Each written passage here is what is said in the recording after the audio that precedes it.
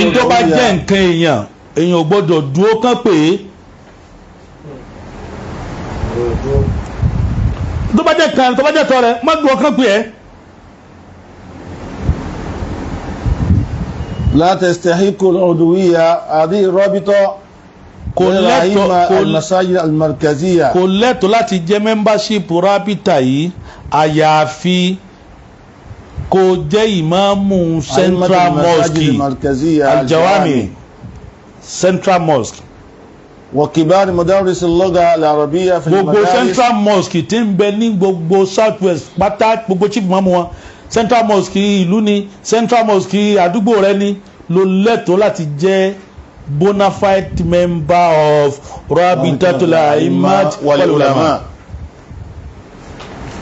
وكبار مدارس اللغة العربية. àti gbogbo ẹni tó bá jẹ́ àgbàlagbà olùkọ́ nílé kéwú lárúbáwá fil madaris nílé kéwú ni àbí àwọn mahayid ni àwọn máàdì ni àbí manazil àbáwọn tó pé wọn ò nílé kéwú rọ́smí tí ó ní kíláàsì tí ó ní tébù tí ó ní sàbúrà ilé làwọn ti ń kọ́ wọn kéwú láwọn bàbá jọun torí wọ́n sì pé fún ìmọ̀ fíkíù. Nínú àwọn nǹkan tí bàbá yìí táwọn bàbá wọn yìí tí wọ́n fi ju àwa lọ àwa àsìnta sọ pé ní a ti wá lọ lè kẹ́kọ̀ọ́ kan ta àwọn bàbá wọn yìí wọ́n máa ń tán pè ní fíkíùl bíyà àti fíkíùl wákì fíkíùl mu'asira. àwọn bàbá yìí mọ̀ bádùgbò kó wa bá ṣe rí ni fíkíù rẹ̀ ó rí bí ìgbà kọ̀ọ̀kan bá ṣe rí ni fíkíù rẹ̀ ó rí.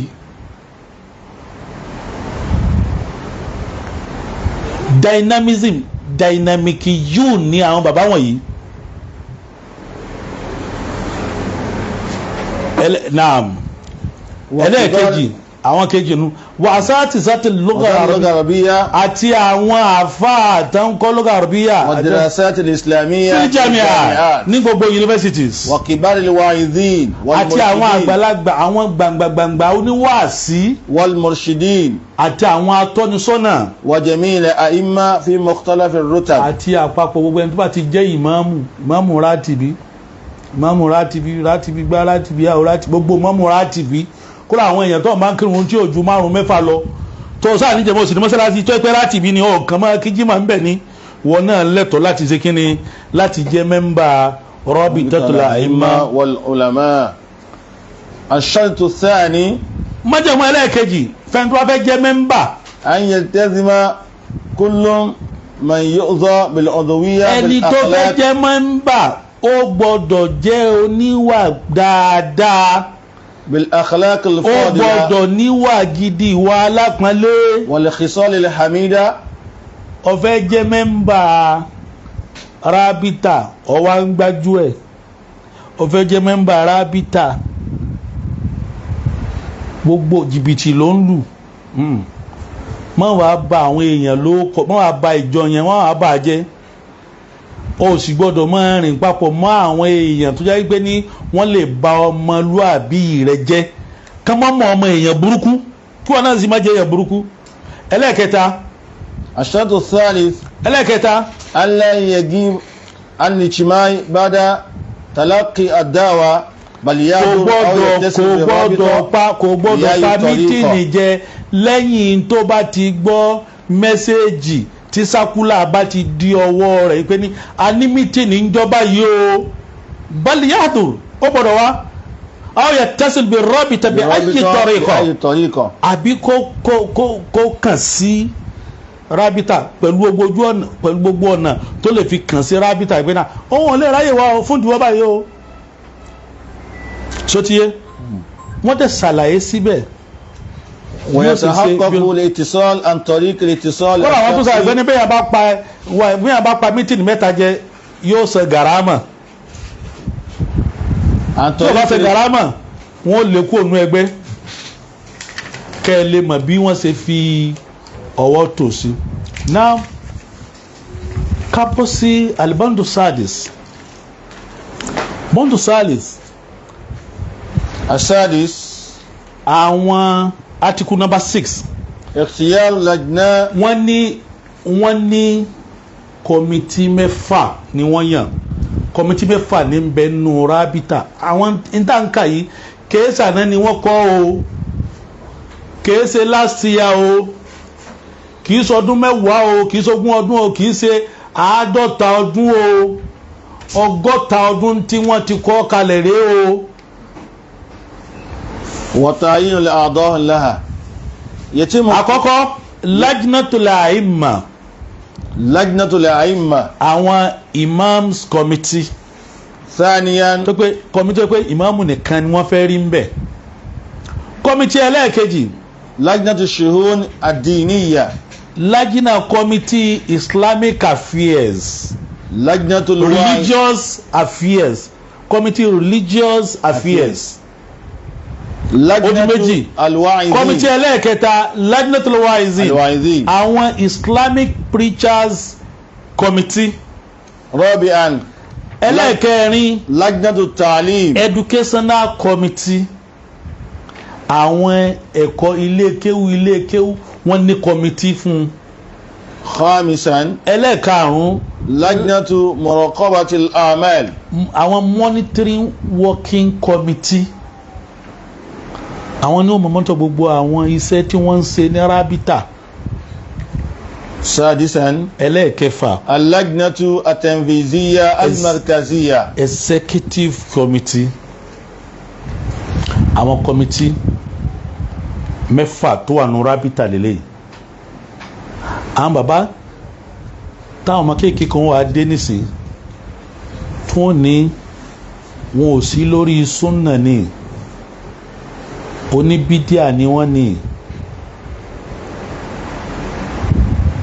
wọn ò gbọ́ súnnà yé ní súnnà wo ló tó gbogbo eléyìí tá ń kà kalẹ̀ yìí fúnra wa yìí.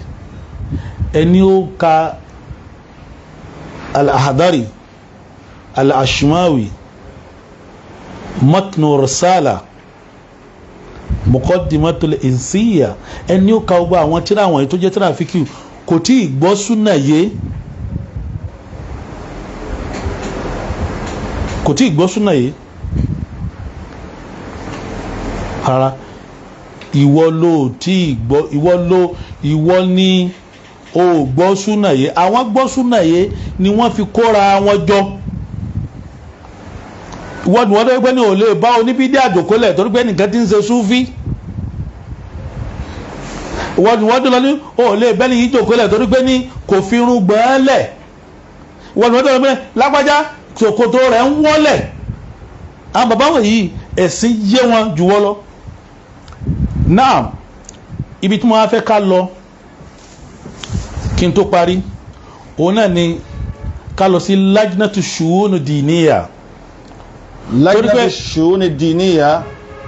lajnatu shu'un diniya religious affairs committee تهتم اللجنة بالأمور والشؤون الدينية والعقائدية. aha lajna yìí àwọn committee yìí committee religious affairs committee yìí in tí wọ́n mọ̀ kó àkọlé kan rẹ̀ ó ní al-umur àwọn ọ̀rọ̀ wa shu'un diniya wal aqaidiyya in tó ní ṣe pẹ̀lú àkídà in ló fa gbogbo tí mo fi kọ́kọ́ ṣe preamble lọ́rọ̀ ìlànà tó ni mo fi kọ́kọ́ ṣe preamble ọ̀rọ̀ àkídà ni kéèyàn sọ fún wa wípé ní ọlọ́run wà lókè ọlọ́run jókòó sí sánmà sánmà ayé ni kò sí kan nínú àwọn bàbá wọn yìí tó nígbàgbọ́ wípé ní sánmà lọ́lọ́run jókòó ọlọ́run ò ní ààyè tọ́lọ́run bá ní ààyè òun náà ti dé yẹn nù ó ti di object nítorí bá ti jẹ́ object ó ti ojú ti ká nìyẹn ẹ ti lè mọ sáìsì ẹ nìyẹn. وعلاقات هذه الرابطة الدينية مع غيرها من الجمعيات yóò sì máa ṣàkólé kan pẹ̀lú yóò máa ṣàkólé kan pẹ̀lú àwọn àṣepapọ̀ rábítà pẹ̀lú àṣepapọ̀ láàrin rábítà pẹ̀lú àwọn ẹgbẹ́ míì tó jẹ́ ẹgbẹ́ ìsìláàmù tó jẹ́ ẹgbẹ́ ìsìláàmù wa kharij Nàìjíríà wọn ò sọ pé ẹgbẹ́ tí èsì ẹgbẹ́ ìsìláàmù rábítà èsì ẹgbẹ́ politics wọ́n dá a kẹ́ láti dá dúró ní ayatu mustakilla òun ni munazama mustakilla ní rábítà tí ò ní ṣe pẹ̀lú òṣèlú tí ò ní ṣe pẹ̀lú òṣèlú. ويرأسها المفتي العام. ويرأسها lajnatu shu'uni yìí ẹni tí ó máa jẹ́ olórí rẹ̀ òun náà ni al-mufti al-aam. anshitatuha. kí wọ́n ní àwọn activities àwọn committee yìí. tadidu ayyam al-a'yad al-islamiyya. nígbà táwọn kan jáde wọn dá àwọn bàbá wa lẹ̀ Yorùbá wọ́n ṣe fẹ́ràn kan máa mú ọjọ́ àwẹ̀ kalẹ̀ wọ́n máa mú oṣù kalẹ̀ wọ́n ní mọ́jọ́ àwẹ̀ kalẹ̀ òun là ń kà fún yìnyín. tahdid kéésà yẹn ló bẹ̀rẹ̀ kéésà jẹta. al-islamiyya. ìtàn wọn fi mú ọjọ́ àwẹ̀ kalẹ̀ yìí wọ́n tún wá ṣàlàyé ẹ̀ torí pé ọ̀pọ̀lọpọ̀ wa ojú kan la máa fi ń wo ọ̀rọ̀ a kì í fi ojú tó fẹ̀ tó gùn àwọn bàbá wa ní ojú tó gùn. àkọ́kọ́ òun náà ni تحديد أيام الأعياد الإسلامية. ثانيا kí wọ́n mọ àkọ́kọ́ tí iṣẹ́ àwọn kọ́mítì yìí ni pé ní kí wọ́n máa ṣe tahdid pé ìjọba yìí làásọdún àwọn hayat islamiyya àwọn ọjọ́ ọdún islam mọ́lìdí báyìí nisfu shabani báyìí ìjírá báyìí àwọn kọ́mítì yìí ni wọ́n ní. حضور المناسبات الإسلامية mumathila lirabita. wọ́n sì máa àtẹ́ǹdì gbogbo àwọn occasions islamic occasions wọ́n máa lè represent rabita ń bẹ̀. isdarul fatawa al'ama lilmuslimin li'amati lilmuslimin tibqan lisharia al-islamiyya.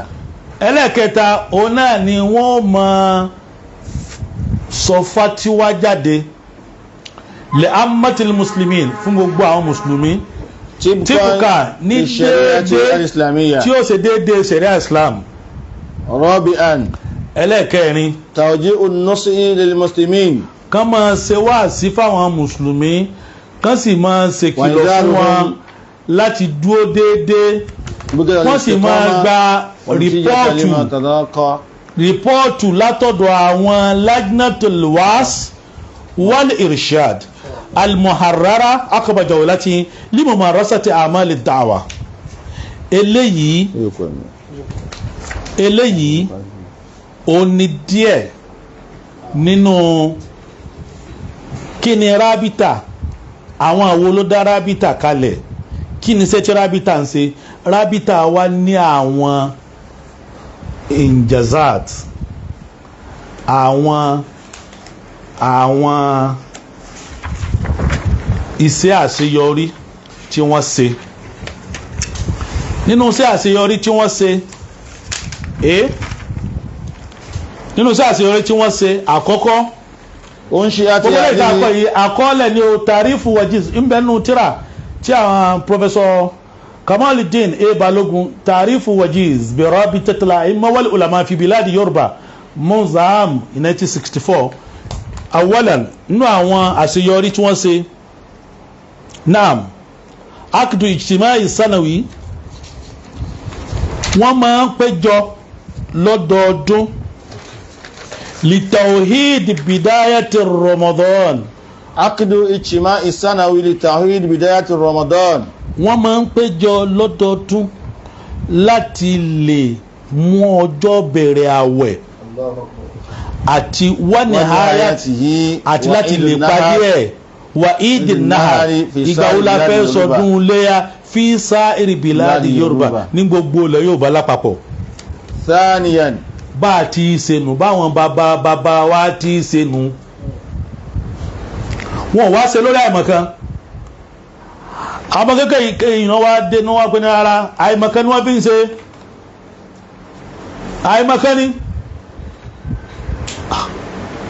bẹ́ẹ̀ bá sì súnmọ́ àwọn àgbàlagbà nígbà táwọn wá súnmọ́ wọn dáadáa wọ́n wá sọ ìdí fún wa tó já sí wípé ní táwọn náà ò bá fẹ́ ya rọjìyún lárúbáwá ń pè àwọn kan ní rọjìyún mà àwọn tó ń pè ní àwọn rọjìyún retrogressive people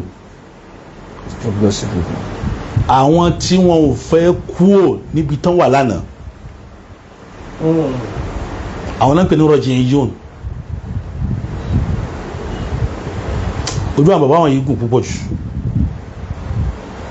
àkọ́kọ́ nù ẹlẹ́ẹ̀kejì ثانيا الإصلاح بين الإمامين ìjà ṣẹlẹ̀ láàrin àwọn ìmáàmù méjì tí wọ́n ń jà المتخاصمين كما حدث في إمامة مدينة إسيين ومدينة إليفẹ̀ nílùú Ìṣẹ́yìn lọ́dún náà lọ́hùn àti Ilé-Ifẹ̀ Madinatu Ilé-Ifẹ̀ ìlú méjèèjì àwọn ìmáàmù méjì ń jà ńbẹ̀ kẹ́lìmọ̀ yìí pé ní gbogbo ilẹ̀ Yorùbá ní rábítà kójọ rábítà ló parí ìjà náà tó sì parí rábítà ló parí ìjà náà tó sì parí ẹlẹ́ẹ̀kẹta بناء سكترية خاصة wọ́n kọ́ secretariat فيها 4 مكاتب wọ́n dúró yìí bí secretariat náà ṣe rí nígbà náà lọ́hùn alhamdulillah bẹ́yàn bá dé secretariat náà àwọn bàbá wọn yìí tí wọ́n kọ́ secretariat bí ìgbà tí wọ́n kọ́ United Nations secretariat tá máa round Dubai pé ní àwọn president akínní ẹsẹ̀kẹ́ wọ́n wá jòkó lókè àwọn náà máa wo àwọn members nísàlẹ̀ káàkiri gbogbo ìlú. فيها 4 مكاتب ibẹ̀ lè gba 400-500 imams and alfas. رابعا ẹlẹ́ẹ̀kẹrin إشراك أعضاء الرابطة nínú àwọn achievement tí àwọn rábítà yìí tí wọ́n ṣe wọ́n túmọ̀ àwọn rábítà lánàá kùránì tó ń pín fún àwọn alálàájì rábítà ló ṣe tẹríjámà rẹ̀ sí Yorùbá tí bàbá wa Sheikh Alamu tí wọ́n jẹ́ secretary in 1970 ní 1970. خامسا ẹlẹ́ẹ̀karùn-ún اشتراك الشيخ أحمد الرفاعي المفتي مع علماء الشمال في مجلس الشورى بكادونا. àwọn Sheikh Ahmad Rufai rahimahullah ọlọ́run kó bá wa kẹ́ wọn wọ́n lọ bá wọn jòkólẹ̀ ní Kaduna àwọn májìlúsù ṣúrọ̀ wọn ní Kaduna pé àti ẹ̀ lè rí àwọn èèyàn tó gbagbá sùn lọ́yẹ́ tó gbangba sùn lọ́yẹ́ eléyìí èsì àkọ́kọ́ àwọn bàbá wa Ahmad Rufai yìí wọ́n lọ kama sharaka gẹ́gẹ́ bẹ́ẹ̀ wọ́n lọ lè attend the conference kan náà ní Maka ní 1965 ọdún kan tí wọ́n dá rábítà kalẹ̀ òun náà ni wọ́n lọ fún conference yẹn pé ní rábítà náà ní representative ní rábítà tala World Muslim League. ẹlẹ́ẹ̀kẹfà sadisan ẹlẹ́ẹ̀kẹfà استلمت الرابطة مساعدة مالية rábítà مكة المكرمة. torí ẹgbẹ́ àwọn àgbàlagbà àfáà ni wọn kì í ṣe abaramóore jẹ tí wọn kì í mọ iye olóore. Achievement kan ni kéèyàn acknowledge dáadáa téèyàn bá ṣe fún yàn. Musaada Maliya ìrànlọ́wọ́ owó wọn gbà láti ọ̀dọ̀ Rabitatul Alamin Islami. Mablaguha nígbà náà alfu junay 1,000 pounds ni wọ́n gbà. Wa musaadatu min Sayyid Kamil Sharif. Wọ́n sì gba ìrànlọ́wọ́ owó látọ̀dọ̀ ẹni tá a pè ní ọ̀rẹ́ Sheikh Adam yìí Kamil Sharif òun náà fún Rabita lówó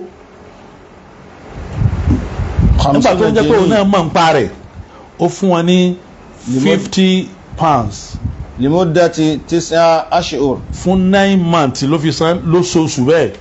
wa musaadatul Hajj Kamaluddin bákan náà Bukhari. Alhaji Kamaluddin Bukhari àwọn náà fún Rabita ní 5,000 naira an-niqabatil markaziyin nígbà náà 5,000 naira nígbà náà la bí 5 million naira. pé ní owó yìí owó tàwọn Markaz alumni ni. bó ṣe rí lélẹ́yìí ìyẹn jẹ́ ọ̀rọ̀ kejì. ọ̀rọ̀ ẹlẹ́ẹ̀kẹta yóò máa jẹ́ tekmila fún izdaru bayani Ramadan tá a ṣe ní ṣébó ni níjọ́ Monday náà kọ́ ni níjẹ̀rin a sọ fún wa ń bẹ̀ wípé ní ọ̀nà mẹ́ta la máa ń gbà wọnú oṣù. ọ̀nà àkọ́kọ́ òun ni ru'yatul hilal kárí oṣù. ọ̀nà ẹlẹ́ẹ̀kejì tá a bá rí oṣù káka Ṣàbán kó pé 30. ẹlẹ́ẹ̀kẹta faqdiru lahu ká calculate ẹ̀ ẹyọ kan. Allahu akbar. Allahu akbar. Islam ẹ̀sìn mímọ́ ni. Tekdiru yẹn faqdiru lahu Ànábì sọ kalẹ̀ ó sọ torí pé láwọn yẹn kan ń bọ̀ wá tí wọ́n ní mímọ́ rẹ̀ tí ó yé wọn tó ń sọ yẹn tí ó yé wọn àti wá wà lásìkò tó ti yé àwọn èèyàn láti nǹkan lọ́jọ́ tó ti pẹ́ èèyàn díẹ̀ ló yé ńgbà náà nínú àwọn kùrúnù mufaddala àmọ́ wọn ò rí kọ̀bùl bó jẹ́ sí pé ní tọ́pọ̀lọpọ̀ èèyàn bá mọ̀ ó lágbára púpọ̀. Ru'yatul hilal òun ló rọrùn jù nígbà náà kárí oṣù òun ló rọrùn jù ká sì complete àbá ti rí oṣù the next ni pé ká sí kíni ká complete oṣù ní tó rọrùn ni ẹ àyíbẹ̀kọ́ but láyé lè ní rírí oṣù ò rọrùn. ìdí tí ò fi rọrùn ṣé gbogbo bójú òfurufú ṣe rí nígbà náà lọ́hùn lórí nìsí èèyàn ọ̀kan. ẹlẹ́ẹ̀kejì káwá wò àwọn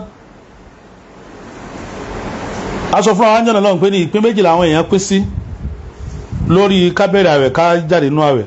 àwọn tó sọ wípé ní ru'yatul hilal àwọn pín sí àwọn tó sọ wípé ní alisabatul falakiya ó ti tó fún wa láti lè fi wọnú oṣù láti lè fi jáde kúrò nínú oṣù. now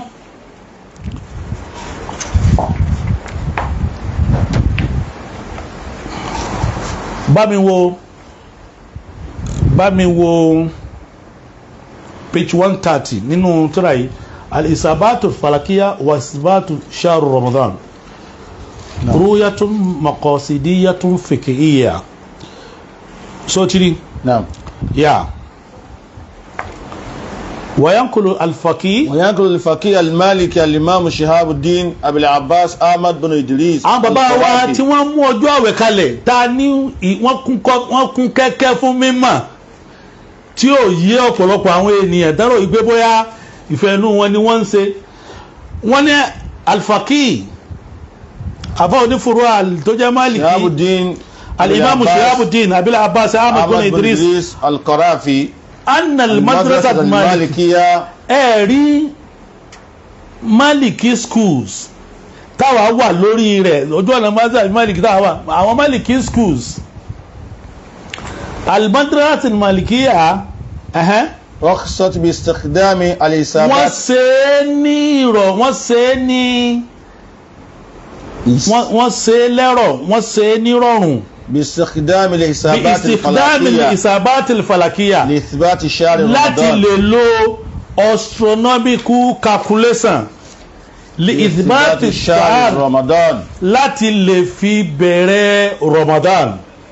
وذكر القوافي قولا آخر للمالكية Karabi tún wá sọ gbólóhùn míì tó jẹ́ gbólóhùn ti madrasa àwọn Maliki بجواز اعتماد الحساب في إثبات الأهلة pẹ̀lú wípé ní ó lẹ́tọ̀ọ́ ó tọ́